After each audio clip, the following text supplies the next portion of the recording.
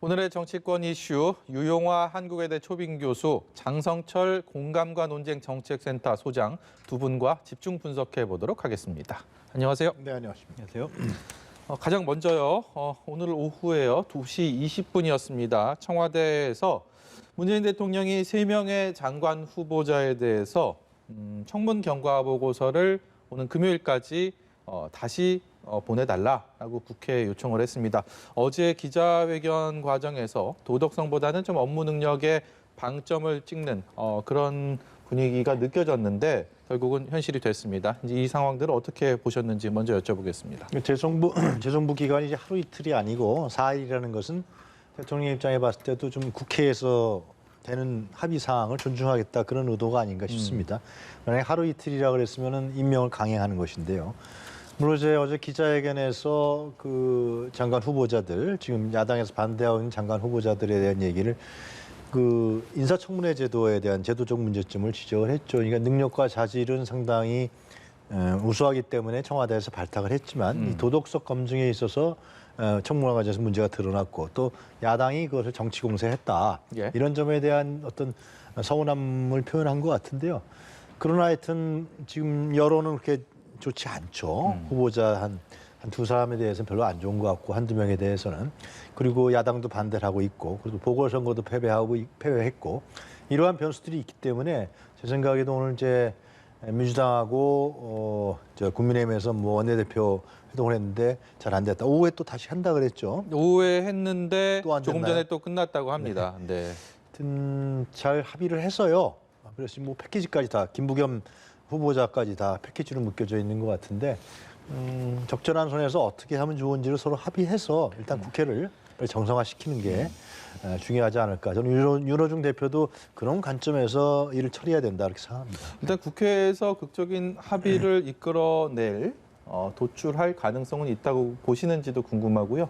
청와대 재정부 요청에 대해서는 어떤 견해 갖고 계시는지도 여쭤보겠습니다. 국회에서 합의할 가능성이 없을 것 같아요. 오늘 원내대표들이 만난 거를 얘기 들어봐도 서로 그냥 자기들 주장만 하고 끝났다라는 식의 뒷얘기가 나오고 있고요. 예. 대통령께서 어제 말씀하신 거는 저는 야당에 대한 선전포고였다라는 생각과 야당을 대화나 협치의 상대로 생각하지 않는다로 읽혀졌습니다. 능력을 갖춘 전문가들을 왜 야당은 청문회를 통해서 예. 무한주기를 하느냐, 왜 창피 주느냐 이런 식으로 말씀하셨거든요. 그러면서 제도 개선을 해야 된다라는 말씀하셨는데 집권 여당이지 않습니까? 174석을 갖고 있고 청문회법을 고치면은요 대통령께서 말씀하시는 도덕성 검증과 정책 자질 검증은 따로 할 수가 있어요. 왜 법을 안 고치는지 이해가 되지 않습니다. 자신들이 법을 안 고치면서 야당 탓을 하는 것은 전형적인 유체이탈 화법이고 앞으로 야당과 어떤 대화 이것은 뭐 대화는 하겠지만 예. 결국에는 그런 얘기를 받아들이지 않겠다라고 보여집니다. 174석이라는 막강한 의회 권력을 갖고 일방 독주의 의회 정치, 그다음에 권력 정치를 하겠다로 보여집니다. 저는 이참에 지금 이제 이번 청문회 과정에서 이제 장관 후보자 결정이 어떻게 날지는 봐야겠지만은 사실 문재인 정부에서 이제 새로운 장관을 임명하게 뭐 대여섯 명씩 할 그 계기는 없어질 거란 말이죠. 그렇기 때문에 만약에 여당이 청문회법에 대한 손질을 하겠다 마음 먹으면 지금이 적기일 수가 있어요. 그럴 때 인사청문회 제도는 이게 미국식 제도인데 우리나라에 들어온 거 아닙니까? 그리고 장관 후보자에 대한 확대한 것도 김대중 노무현 정부에서 확대했단 말이죠. 그러니까 미국 같은 경우는 상원과 대통령 권력이 공유하면서 그러니까 그 장관에 대해서 공유적 성격이 강하단 말이죠. 예. 그렇기 때문에 이게 지금 뭐 비밀로 하든지 아니면 모든 장관을 다 청문회 할 필요는 없어요. 실제로 저는 그렇게 생각해요. 예. 정치적 논란이 되는 사람 청문회하고 그다음에는 대통령이 임명해서 책임지고 그리고 그 청문회 할 경우는 확실하게 하고 이런 식으로 해서 지금 말씀하신 대로 민주당이 이번에 114를 갖고 있으니까 인사청문회 제도는 전에 정권에서도 계속 문제 나왔던 것이고 네. 계속 논란이 되니까 이참에 좀 개선을 해서 손을 봤으면 좋겠다 생각이 드네요. 그 청문제도 같은 경우는 어제 문재인 대통령이 좀 손질을 해야 될 필요성을 제기를 했고 사실 여야 의원들도 공격과 수비가 바뀌는 경우에 따라서 네. 항상 똑같은 논리로 같은 얘기를 했기 때문에 여기에 대해서 공감대를 찾는 것을 그렇게 어렵다라는 느낌은 안 드는데 문제는 이 3명의 후보자를 과연 어떻게 처리를 하느냐. 어떤 형태로 매듭을 짓느냐가 지금 가장 관건이 아닌가 싶은데 만약에 국회에서 장성철 소장 얘기하신 것처럼 합의를 보지 못한다면 결국 청와대에서는 임명 수순에 들어갈 가능성이 높다고 보시는지 그리고 또 한 가지 그 사이에 후보자 스스로 자진 사퇴를 할 가능성은 없을지 이 부분에 대한 전망을 좀 조심스럽게 여쭤보겠습니다. 지금까지 자진 사퇴 안 한 거 보면 안 할 것 같아요. 그리고 자진 사퇴도 그러니까 청와대하고의 동의와 교감이 있어야 하는 거 아니겠습니까? 그리고 이제 물론 상당히 문제가 심각하게 나타난 건 사실이지만은 그 파고가 굉장히 높지는 않다 이렇게 판단하는 것 같고요. 저는 여야가 특히 여당에서 좀 주력을 했어요. 예. 이 문제에 대해서 합의를 봤으면 좋겠어요. 지금 예를 들면 3명의 후보자 중에서 노영우 후보자는 제가 보기에는 크게 문제가 없는 네, 거고요. 국토부 장관 후보자죠. 건설교통부요. 네. 특공을 받았던 것이고 그 사람이 뭐 특별하게 이렇게 했던 건 아닌 거라고 알고 있고요. 이 두 사람의 박준영 후보자하고 그다음에 이명석 후보자인데 이 두 사람에 대해서 두 사람을 다 낙마시키느냐 아니면 한 사람만 낙마시키느냐 이 문제에 관련해서 여야가 합의를 해서요. 그다음에 청문 보고서 다 채택하면 되는 거거든요. 총리 후보자까지 함께 그렇게 합의를 하여튼 3, 4일 내에 예. 가서 국회를 정상화시키는 게 전 맞다 그렇게 생각합니다. 네. 오전에 있었던 발언인데요. 야당 목소리 좀 듣고요. 장성철 소장께 질문을 드리도록 하겠습니다. 김기현 원내대표의 오전 목소리입니다.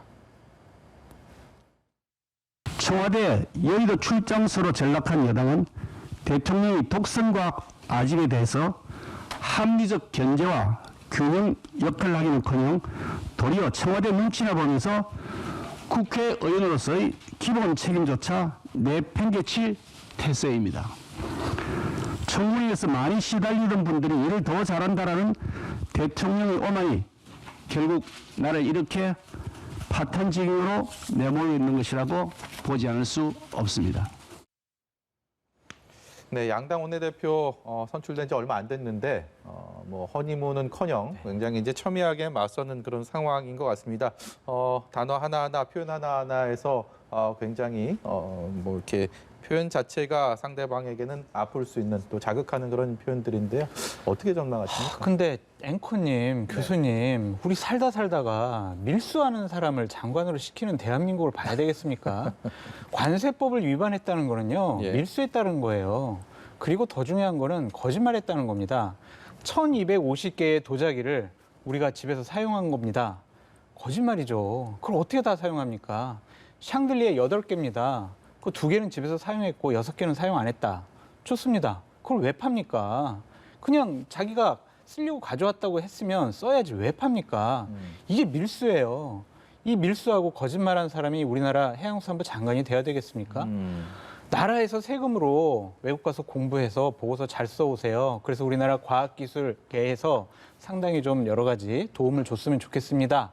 라고 해서 세금으로 외국에 학회 보내줬더니 자녀들 데리고 가고 남편 데리고 가고 18번이나 제자 논문에다가 올리고 표절하고 위장 전입하고 이런 사람이 장관하는 게 맞습니까? 최소한의 기본적인 자질과 자격이 안 돼 있다. 처신을 잘못하는 사람이 어떻게 장관직을 제대로 할 수 있겠느냐라는 생각이 듭니다. 이것은 잘못된 거예요.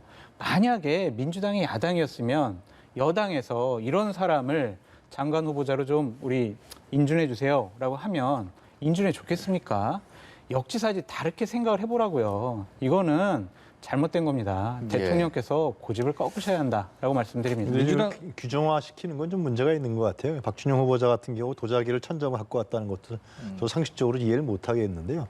이명석 후보자 같은 경우는 그건 뭐 세금을 갖고 가서 자식들을 외우시킨 건 아니고요. 예. 학회에서 이제 그 프로젝트라든가 그걸 땄겠죠. 그래서 갔는데 가족들도 같이 가서 비용은 따로 내고 했던 것이고 논문 표절 부분도 그거는 이제 의혹 문제지 표절을 했다라고 규정화되어 있는 건 아닌 거거든요. 그러나 예. 하여튼 이명석 후보자도 여러 건이 나왔기 때문에 이 문제에 대해서 뭔가 좀 도덕적으로 깨끗하다 이렇게는 얘기를 못 하고 있단 예. 말이죠. 그래서 과연 두 사람 중에서 한 사람을 할 것인지 두 사람 다 할 것인지 이거는 여야 간에 합의를 해서 예. 원만하게 해결을 해서 청문 보고서를 그럼 다 다른 사람 채택하는 방식으로 가는 것이 제가 보기에는 좋을 것 같아요. 어제 민주당 의원총회에 있지 않았습니까? 네. 이 송영길 대표 체제에서는 비대면 방식으로 처음 했는데 이 자리에서 5선의 비주류 이상민 의원 같은 경우는 두 명의 후보자, 지금 말씀하신 임혜숙, 박준영 후보자 같은 경우는 좀 지명 처리하자, 임명 반대한다라는 의견을 밝혔어요. 이것이 이제 뭐 비주류 의원의 그냥 일성일지 아니면 민주당 내에도 상당한 이런 의견들이 좀 형성이 돼 있는 건지도 궁금하고요. 그리고 또 한 가지는 이런 의견들이 정의당에서도 좀 같은 견해를 내고 있거든요. 그렇기 때문에 저는 이 상황들을 조금 더 좀 깊이 있게 생각을 해야 되는 시점이 아닌가라는 생각이 들었습니다. 저는 정치적 판단을 해야 된다고 봐요. 그러니까 지금 보궐선거를 패배했잖아요. 예. 보궐선거를 패배했고 실제로 두 후보자에 대한 여론이 좋지 않은 게 분명합니다. 그건 사실입니다. 그죠? 강행할 수도 있겠죠. 예. 그거는 뭐 예를 들면 거기서 뭐 국회 동의를 받는 사람들이 아니니까. 예. 그러나 만약에 이러한 여론이 안 좋고 예를 들면 보궐선거 패배 요인이 있기 때문에 뭐 이상민 의원은 그런 정치적 판단이겠죠. 그래서 두 사람을 다 예를 들면 낙마시킨다 그러면은 예. 현직 장관이 지금 있어요. 없는 건 아니거든요. 지금 일을 하고 있단 말이죠. 그렇다 그러면은 국민들 입장에 봤을 때도 이 수용하는구나. 여론을 수용하는구나. 보궐선거 패배에 대한 부분도 같이 받아들이는구나. 이러한 어떤 다른 효과도 나타날 수 있다고 보여지는 거죠. 근데 이것은 정치적 판단이에요. 뭐 제가 내릴 수는 없을 것 같고 이건 민주당의 지도부들이 송영길 대표와 윤호중 원내대표가 그 정치적 판단을 할 필요가 있어요. 만약에 밀려서 도저히 안 된다. 그러면 그건 다른 문제가 생기겠지만 예. 제가 봤을 때는 이상민 의원 주장대로 두 사람을 다 낙마시켰을 때는 다른 정치적 효과도 국민들 입장에서 봤을 때 좀 변하는구나라는 부분에 대해서 받아들일 수도 있다. 왜냐하면 과기부라든가 해수부 장관이 예를 들면 뭐 검찰총장이라든가 이제 중요한 어떤 정치적 정치적 뭐 현 정부의 정책을 확실하게 밀고 나가야 되는 그런 정치적 입장이 필요한 그 장관은 아니란 말이죠. 예. 상당히 그 능력이라든가 기술적 문제라든가 이런 부분들이 필요한 것이기 때문에 그러한 정치적 효과에 대해서도 한번 민주당 지도부가 고심해야 되는 거 아니냐. 그래서 의총에서 그런 얘기가 나왔을 거다라는 생각이 듭니다. 저는. 예. 그렇다면 국민의힘은 좀 어떤지 또 얘기를 나눠볼까 하는데요. 국민의힘의 한 의원은 김부겸 국무총리 후보자 같은 경우는 그냥 화끈하게 인사청문회도 없이 통과시켜주자라는 얘기를 할 정도였는데 분위기가 지금 급변했습니다. 국민의힘에서는 총리 후보자에 대한 청문 경과 보고서도 채택을 하지 않는 그런 상황인데요. 이 세 명의 장관 후보자와 연계돼 있는 상황인 것 같습니다. 민주당 한병도 원내수석 부대표의 얘기 듣고 오겠습니다. 표결을 하는 것이 법 절차를 따르는 것인데 우리 여당 의원들은 기대를 하고 일방적인 통보로 회의를 무산시킨 것은 지극히 유감으로 생각을 합니다. 그리고 총리 청문 보고서 채택이 지금 현재 국무위원들에 대한 평가 이것과 연계를 해서 협상의 대상으로 삼고 있다는 것이 더욱더 안타까움을 금할 수 없습니다. 네, 김부겸 국무총리 후보자의 국회 인사청문 보고서 채택도 좀 쉽지 않은 분위기로 흘러가고 있습니다. 서병수 인사청문회 위원장은 안 하겠다라고 회의부 소집을 안 했습니다. 그리고 보고서를 작성을 안 하겠다라고 공언을 한 상태입니다. 저는 이건 서병수 위원장이 좀 잘못 판단하는 것 같아요. 저거를 장관들과 연계시키는 것은 자칫 잘못하면 국정 운영을 발목 잡는 그런 프레임에 쌓일 수가 있습니다. 예.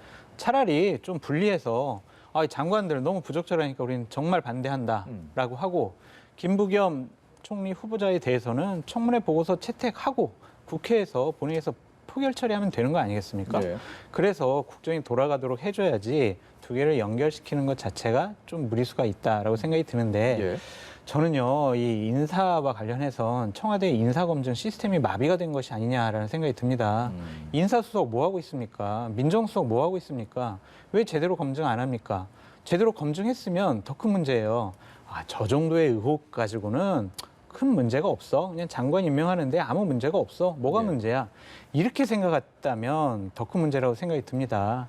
어쨌든 많은 국민들과 야당이 잘못된 인선, 추천이라고 생각을 하고 있으니 대통령께서 그리고 여당이 다시 한번 생각해 주셨으면 좋겠다라는 생각이 들고요.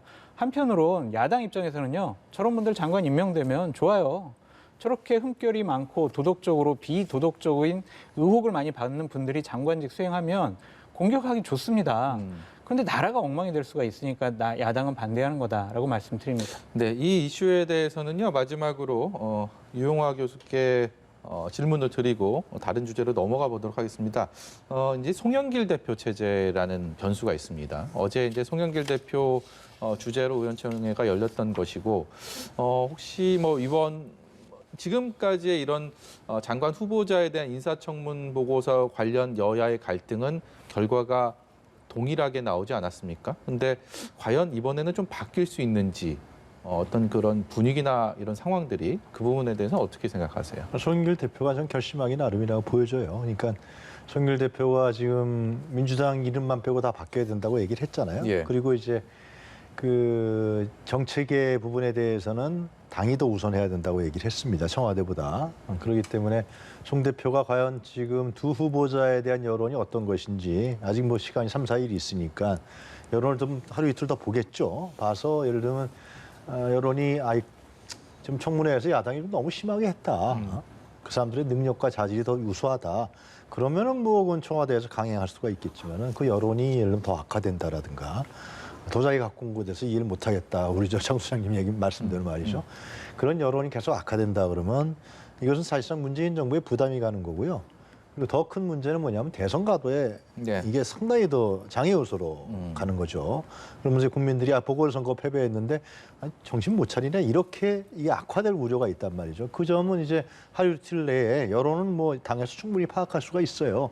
쭉 뭐 사람들만 이렇게 얘기하면은 그래서 당에서 그걸 파악을 해서 어떻게 하는 것이 옳은지 송 대표 처음에 하나의 중요한 작품으로 저는 결정해야 된다고 생각합니다. 예, 국민의힘 얘기 좀 해보겠습니다. 국민의힘은 당대표 최고위원 대선까지 당을 이끌어갈 지도부를 선출하는 것이 가장 큰 과제입니다. 근데 이 당대표 선출 과정, 이제 오늘이면 전당대회 일정도 확정이 된다라는 얘기가 있던데요. 지역이 어디냐를 놓고도 시끄러웠고요. 지금은 이제 초선이냐 중진이냐 원외 인사냐 굉장히 시끄럽습니다. 이 자체가 가져오는 것이 좀 긍정적으로 보시는지. 시끄러운 거 좋아요. 어떻게 그렇게 봐야 시끄러운 거 되나요? 좋습니다. 왜냐하면은 관심을 갖잖아요. 이준석 전 최고가 나가? 될까? 김웅 초선 의원이 나가? 야, 저 당이 저렇게 변할 수가 있나? 그렇게 생각이 들고 여론조사를 보면 나경원 전 원내대표가 1등 나오거든요. 나경원 전 대표는 과연 출마할까? 이러한 호기심이 생기기 때문에 관심을 이끄는 건 좋아요. 갈등이 커지지 않습니까? 그런 것들은 내부적으로 자체 정화를 이뤄야 된다고 저는 생각을 합니다. 네. 기본적으로 노선 경쟁하는 거 좋아요. 영남당이냐 아니냐라는 것. 그리고 우리가 윤석열 총장에서는 어떻게 해야 되느냐. 그리고 쇄신해야 된다. 혁신해야 된다. 이런 문제 가지고 정책 노선을 하는 거는 상당히 전당대회가 국민들의 관심을 불러일으킨다라는 차원에서 저는 상당히 좋은 현상이다라고 말씀드려요. 민주당 전당대회가 다 차별성 없는 분들이, 그러니까 좋은 분들이긴 한데 차별성 없는 분들이 예. 나오니까 별로 관심이 없었잖아요. 이준석, 김웅 이런 분들의 도전만으로도 상당히 의미가 있고 관심을 불러일으킬 거다라고 전망해 봅니다. 유영하 교수께서는 어떻게 보세요? 그러니까 저는 그런 생각이 들어요. 영남당이냐 비영남당이냐 이게 지금 토픽인 것 같아요. 네. 거기에 나경원 전 원내대표랑 그리고 주호영 전 원내대표가 영남이다 비영남이다 하는 것인데 제가 봤을 때는 중요한 건 쇄신이냐 변화가 중요한 모토가 돼야 되는 거죠. 그러니까 이렇게 되면 영남 아니다 영남이다 이걸 통해서 지역을 활용하는 거로 그 지역을 통해 갖고 당의 헤게모니를 장악하려고 하는 그런 예. 정략적인 그런 행보다 이런 판단이 들거든요. 그래서 예. 이 국민의힘 대표 그 선거가 이번 사실상 처음 하는 거 아니에요? 예. 지난 총선 이후에 처음 하는 거란 말이죠. 그동안에 이제 김종인 전 비대위원장이 다 해줬으니까요. 그렇기 때문에 이런 새 대표를 뽑는데 진짜 과거의 국정농단 세력이라든가 국정농단의 문제점들 진짜 얘기하는 합리적 보수 세력으로 예. 인물과 세력이 바뀌는지 이런 부분에 대해서 상당히 중요한 하나의 표시를 해주지 않을까. 아마 그렇게 국민들도 보고 있지 않을까 생각합니다. 저희가 얘기하는 중에요. 국민의힘 전당대회 일정이 확정이 됐네요. 정확히 한 달 뒤입니다. 6월 11일 전당대회에서 새 대표를 선출하게 되고요. 다음 주 토요일이면 이제 후보 등록을 마감하게 되는데 이 한 달의 시간 이제 뭐 경선도 펼쳐야 되고요. 굉장히 지금 말씀하신 것처럼 시끄러움을 긍정적인 효과로 하기 위해서 국민의힘 내부적인 또 노력들이 필요할 텐데요. 한 달의 시간은 어떤 의미가 있다고 보십니까? 근데 이게 예전처럼 각 지역을 다니면서 각 지역별 전당대회, 체육관 전당대회를 하지 못하잖아요. 결국엔 비대면으로 할 수밖에 없거든요. 그러니까 이런 것들이 자신이 얼마나 차별적으로 당을 개혁해내고 다음번 대선에서 정권 창출에 어떤 교두보가 되겠다, 중심체가 되겠다는 거를 당원들과 국민들한테 어필을 해야 되는데 쉬워 보이진 않아요. 그래서 제 예상에는 인지도 싸움이 가장 클 것 같다라는 생각이 듭니다. 지금 여론조사를 보면 인지도가 높은 분들이 앞순위에 지금 배치가 돼 있거든요. 그래서 지금 후발주자 같은 경우에는 상당히 좀 어렵지 않을까라는 좀 생각도 들고 여러 가지 혁신안을 갖고 상호 좀 욕설이 아닌 한 서로 논쟁을 하면 좋을 것 같다라는 생각이 듭니다. 누가 될 것 같습니까? 전망하기가 좀 어려운데요. 결국에는 주호영 전 원내대표랑 나경원 전 원내대표의 싸움이 되지 않을까 양강구도다. 싶습니다. 초선 바람은 불긴 했는데 결과적으로는 결과를 내기는 좀 쉽지 않다. 뭐 이런 해석인 것 같아요. 근데 일반적으로 만약에 주호영 원내대표와 나경원 전 원내대표의 싸움이 되면은 국민의힘이 바뀌었느냐 안 바뀌었느냐는 부분에 대해서 별 변화가 없네 이런 판단을 내릴 것 같아요. 물론 이제 이 초선이라든가 새롭게 도전하는 사람들이 얼마나 득표를 하느냐라는 것도 중요한 것인데 그 두 사람을 대체할 만한 새로운 세력이 없다라는 것을 반증하는 것이죠. 두 사람이 워낙 갖고 있던 세력이라든가 정치적인 파워 이런 부분들이 결국은 당대표 선거에서 영향력을 발휘한다는 것은 결국 국민의힘에 갖고 있는 다른 세력이라든가 대체할 세력이라든가 대체할 인물, 대체할 대안이 별로 없다. 그냥 과거 인물들 그냥 해야 되는 거 아니냐. 뭐 이런 식으로 판결이 날 확률이 있기 때문에 좀 뭐 봐야겠지만은 지금으로 봤을 때는 그러한 예상도 할 수 있을 것 같아요. 근데 이번에 당대표는요, 별 의미가 없을 수가 있어요. 그냥 안정적으로 당을 관리할 수준이면 괜찮다라고 볼 수밖에 없습니다. 개혁과 혁신, 쇄신은요, 당대표가 하는 게 아니라 대선 후보가 할 수밖에 없어요. 예. 그러니까 이번에는 제가 이제 초선 의원이나 원외 인사인 이준석 전 최고가 어렵다고 보는 이유가 과연 저 사람들이 정치력을 갖고 대선 후보군들을 잘 관리할 수 있을까? 대선 과정 중에 여당과 어떤 이러한 기싸움, 뭐 정치적인 싸움 잘 해내갈 수 있을까?라는 의구심 때문에 좀 안 될 거라고 보여지지 뭐 예.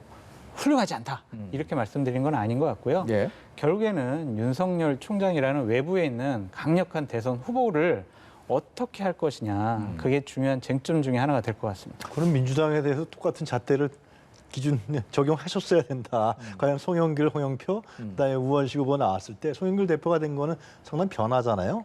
그러니까 거의 주주였던 홍영표 후보가 낙선하고 이런 부분들을 만약에 그러면은 민주당도 그러면 관리하는 거니까 그냥 관리하는 사람이 됐으면 됐다. 예. 똑같은 적용이 돼야 되지 않을까 생각합니다. 예, 양당이 다 잘했으면 좋겠습니다. 무소속 홍준표 의원을요 어제 복당 신청서를 냈고요. 김기현 원내대표는 급한 일은 아니니까 좀 보자라고 얘기를 했습니다. 어떻게 보십니까? 김기현 원내대표 체제 하에서는 복당이 안 될 것 같아요. 그러니까 6월 11일 이후에 새로운 지도부가 꾸려진 다음에 최고위원회의 결정을 통해서 복당 여부를 심사할 것 같습니다. 저는 홍준표 전 대표 복당해야 된다고 생각을 하는 사람이긴 한데 제발 좀 홍 대표님 말 조심했으면 좋겠어요. 예. 예를 들면은 뭐 어제 같은 경우도 이재명 지사한테 양아치, 망나니 이런 막말을 하고 윤석열 전 총장에 대해서는 아이 뭘 대선 나오려고 그래 공부나 좀 더 해 이런 식의 비아냥거리셨거든요. 그냥 이런 식으로 얘기하지 마시고 자 우리 같이 대선 나가서 경쟁해서 국민을 위해서 어떻게 우리가 헌신하고 그 좋은 정책을 만들어낼 건지 좋은 경쟁합시다. 이렇게 얘기했으면 얼마나 좋아요. 근데 저렇게 좀 저급한 말씀하시니 당에 있는 초선들의 많은 분들이 저분 오면은 또 우리 막말 정당 되는 거 아니야? 괜히 꼰대 정당 되는 거 아니야? 그러한 불안감이 있어요. 예. 그 불안감 해소는 본인이 해결해 줘야 돼요.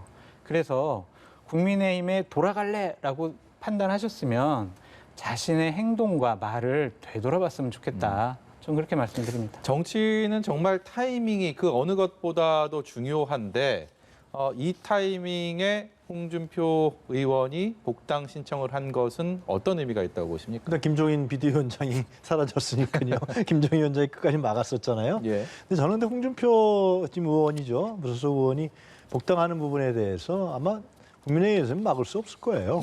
그걸 무슨 수로 막겠어요? 그리고 뭐 홍준표 의원이 이제 그 당적을 잃었을 때 그때 뭐 자기 자신의 뭐 비리라든가 부정부패라든가 이런 걸로 해서 당적을 잃어버린 거 아니잖아요. 예, 예. 정치적인 이유가 강했고 지금 말씀하신 대로 과거 인물 아니냐. 상당히 설화에도 휩싸이고 그러나 또 홍준표 의원은 지난번 대선에서 20% 이상의 득표를 했던 사람 중에 한 명이에요. 예. 그렇기 때문에 복당을 받아들여서 아마 그렇게 될 것 같은데 그래서 대선 후보 경선에 나가서 또 이제 여러 명의 후보들하고 국민의힘의 대선 후보의 어떤 뭐 자기의 입장들을 밝히고 아마 그러한 경쟁 체제가 되지 않을까 그렇게 저는 예상합니다. 초선 의원들은 많이 반대하고 있는데요. 뭐 갈등은 없을까요?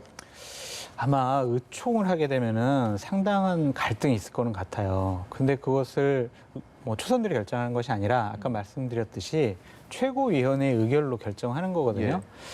저는 그냥 6월 11일 이후에 결정이 될 것 같다라고 전망해 봅니다. 예, 알겠습니다. 오늘 말씀 여기까지 듣도록 하겠습니다. 지금까지 유용화 한국외대 초빙 교수, 장성철 공간과 논쟁 정책센터 소장이었습니다. 고맙습니다.